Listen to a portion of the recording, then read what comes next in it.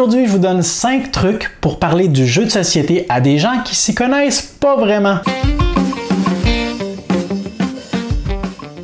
Au début du mois, j'ai mis en ligne une vidéo qui s'intitule « Quoi de neuf JP ?» dans laquelle je vous demandais de m'envoyer des suggestions de questions, de thèmes ou de réflexions que vous voudriez que j'aborde sous forme vidéo au courant du mois d'août.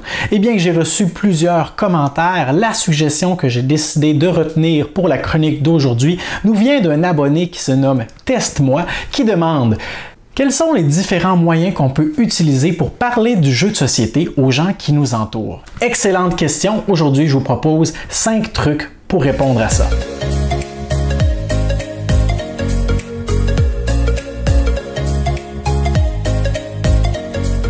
On commence ça assez direct. On va se dire les vraies affaires. Si toi ou moi, on a l'occasion un jour de parler à quelqu'un de jeu de société et que cette personne-là ne s'y connaît pas du tout, on va avoir à cœur de lui donner le goût. On va espérer que cette personne-là accroche sur quelque chose et qu'elle désire un peu plus. Mais si justement on désire donner le goût à quelqu'un d'en apprendre davantage sur le jeu de société et son univers, si on a le désir de faire réaliser à cette personne-là que c'est un loisir qui est tellement riche, eh bien, je suis convaincu qu'il faut mettre l'accent, il faut mettre l'emphase sur le fait que c'est un loisir qui va procurer du plaisir. C'est amusant de jouer, il faut le faire réaliser, il faut le prouver aux gens. Et c'est pourquoi je vous encourage à parler d'abord de ce qui compte vraiment, c'est-à-dire l'expérience de jeu, le plaisir, tout ce qui est agréable pendant une partie, les expériences inoubliables. Racontez-leur la fois où vous avez incarné un explorateur qui a fait naufrage sur une île déserte et qui, pour fuir l'île, a décidé d'aller couper du bois, de se fabriquer des outils par lui-même avec les moyens qu'il avait sous la main et de couper du bois afin de fabriquer un radeau et quitter l'île. Mais comble de malheur, vous vous êtes blessé en coupant le bois et quelques jours plus tard, alors que vous avez presque réussi à accumuler assez de bois, votre explorateur est mort de la gangrène. Faites-leur ressentir à quel point c'était un moment qui est mémorable. Ou racontez-leur la fois où votre vaisseau spatial a explosé après avoir été pris d'assaut par des pirates de l'espace, alors que vous aviez pris 10 minutes à prévoir et à construire votre vaisseau dans les moindres détails, pièce par pièce. Montrez-leur à quel point c'était un moment qui était catastrophique pour votre partie, mais ô combien hilarant en même temps. Non, c'est pas le temps de parler de mécanismes de jeu. C'est pas le temps d'entrer dans les détails et d'approfondir. C'est même pas le temps de parler du jeu. En fait, à ce moment-ci, c'est le temps de parler des raisons qui vous poussent à aimer le jeu. Qu'est-ce que ce jeu-là vous fait ressentir? Qu'est-ce qu'il vous fait vivre? Quelles sont les expériences que vous avez eues que vous n'oublierez jamais?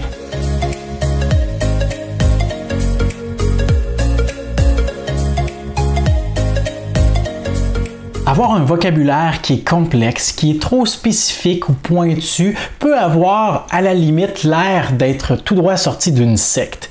En plus d'être intimidant et effrayant, ça peut complètement anéantir le peu d'intérêt que votre auditeur avait à ce moment-là. C'est un peu comme si moi j'avais une discussion approfondie avec un expert de la mécanique automobile ou un expert informatique. Oh wow, hey JP, ça a l'air cool ce jeu-là. C'est quoi? Quoi ça? Ah ça c'est à la gloire de dingue. Dans le fond, c'est vraiment pas compliqué. C'est une salade de points où les joueurs vont devoir utiliser leur meeple via un mécanisme de placement d'ouvriers blablabla, blablabla, blablabla, qu'ils vont pouvoir apposer sur leur plateau personnel afin de cacher certains espaces qui, au terme de la partie, vont générer des points négatifs. Évidemment, au début, blablabla, blablabla, déjà avec des cartes asymétriques. Évidemment, là, je te parle de salade de points, mais on s'entend, c'est pas aussi pire qu'un Stefan Feld.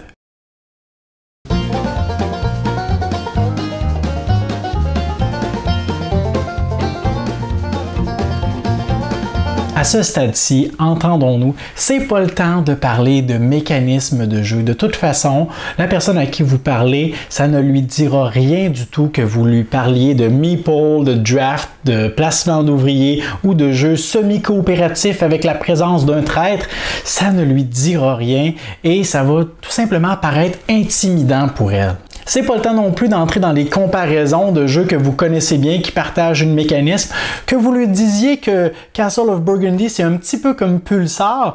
Si elle connaît aucun des deux, ça sert strictement à rien et ça fait simplement mettre de la pression sur elle. À la place, parlez de la thématique, parlez de ce que les joueurs vont faire pendant la partie, parlez du but du jeu. C'est un jeu dans lequel on incarne des explorateurs, on va devoir explorer une île, essayer de survivre, récupérer des ressources, gérer des événements et des crises qui vont survenir ici et là, gérer la météo, on va peut-être devoir se construire un abri pour se protéger de la pluie, on va avoir évidemment de la nourriture à récupérer, du bois, des outils à construire. Le but de cette partie va être de quitter l'île avant un certain temps imparti. Lorsque vous décrivez un jeu de cette façon, les personnes à qui vous êtes en train de parler peuvent se donner une idée de ce qu'ils vont ressentir, de ce qu'ils vont vivre. Alors que si vous parlez seulement des mécanismes de jeu, ça va simplement les rebuter, ça ne sonnera aucune cloche pour eux et ça va seulement avoir l'air d'une espèce de ramassis de n'importe quoi, quelque chose qui est fade, quelque chose qui est insignifiant pour eux.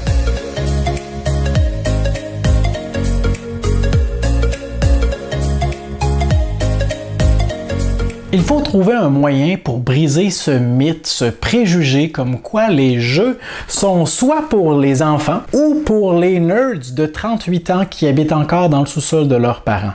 Et pour ça, il faut normaliser le jeu. Il faut leur faire réaliser que c'est à leur portée et qu'à la limite, ils pourraient même aimer ça. Et comment on peut faire pour leur faire réaliser que le jeu est à la portée de tous? Eh bien, intéressez-vous à eux, posez des questions, cherchez à savoir qui ils sont, qu'est-ce qu'ils aiment, qu'est-ce qui les anime, quelles sont leurs passions. En étant capable de connaître leurs intérêts, vous serez davantage capable de cibler ce qui les intéresse et ce qui a tendance à accrocher leur attention. OK, dis-moi ce que tu aimes, là. Qu'est-ce qui te passionne dans la vie? Moi, ce que j'aime, c'est le théâtre, la bière, la science-fiction, les films d'horreur, les jeux vidéo de civilisation, le jardinage, la tapisserie de salle de bain. Doubt. À ce stade-ci, les gens à qui vous parlerez n'ont aucune attente et n'ont aucune idée de ce qui pourrait les animer dans un jeu de société. Ils vont être complètement sceptiques, disons-le comme ça.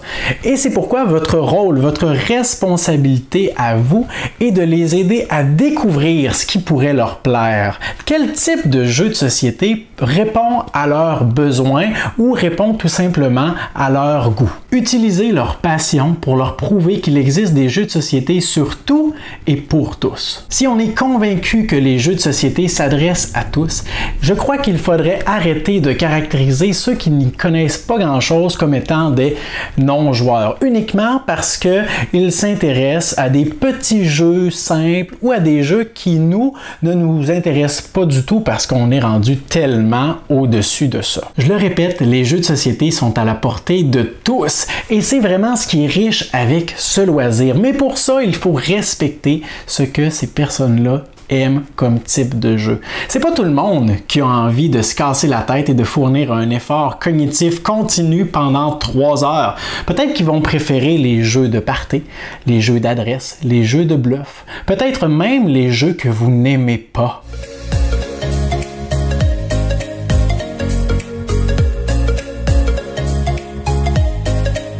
En tant que gamers ou ludophiles, on a souvent la fâcheuse tendance à avoir des attentes très élevées et peut-être même un peu élitistes.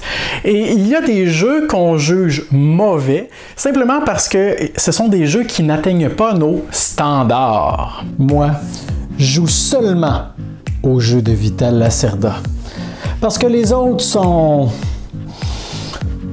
tellement trop simplistes. Pardon, aucune chance que je joue à un jeu qui est sorti avant 2016. Ils sont tous tellement vieux. Tout le monde connaît les classiques comme Clue, Monopoly, le Scrabble, les autres titres du genre, mais en dehors de ces titres, la connaissance du grand public est plutôt limitée. Et donc, je crois qu'il serait bénéfique de mettre de côté un peu, quelques instants, le temps de quelques parties, nos préférences personnelles et de favoriser des jeux d'introduction plus accessibles, même si ce sont des jeux dans lesquels on n'est pas naturellement porté. Je le répète, notre but est principalement de faire découvrir aux joueurs qui sont avec nous, des novices, leur faire découvrir qu'est-ce qu'ils aiment et non pas de mettre de l'avant ou de promouvoir mes jeux préférés. D'ailleurs, un grand sage a déjà dit: les jeux comme Catan sont encore révolutionnaires pour celui qui ne connaît que le Monopoly.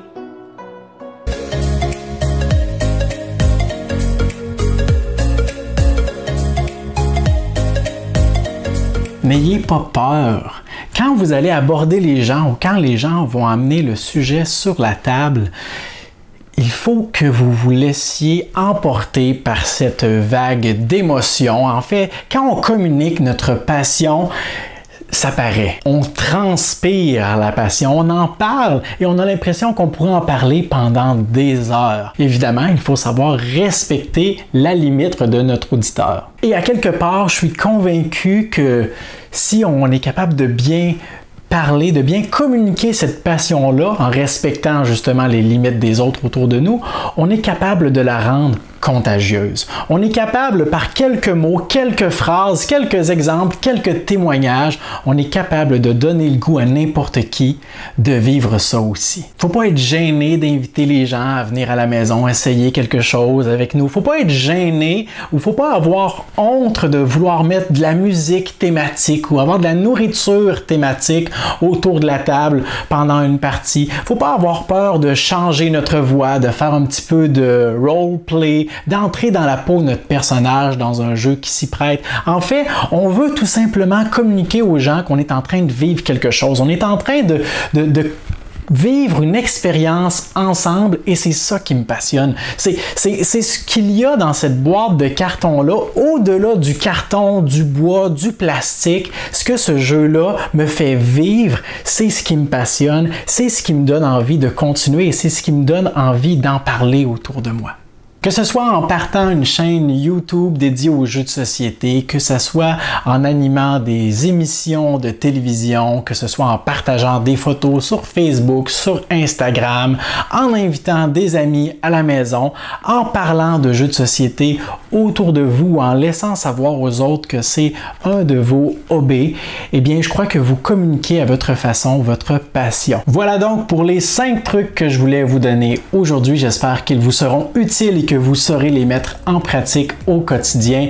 N'hésitez pas à vous abonner à notre chaîne si ce n'est pas déjà fait, à nous suivre sur Instagram et sur Facebook et finalement à nous envoyer un beau pouce vers le haut pour communiquer votre satisfaction quant à cette vidéo. Moi, je vous dis merci pour votre écoute et à la prochaine.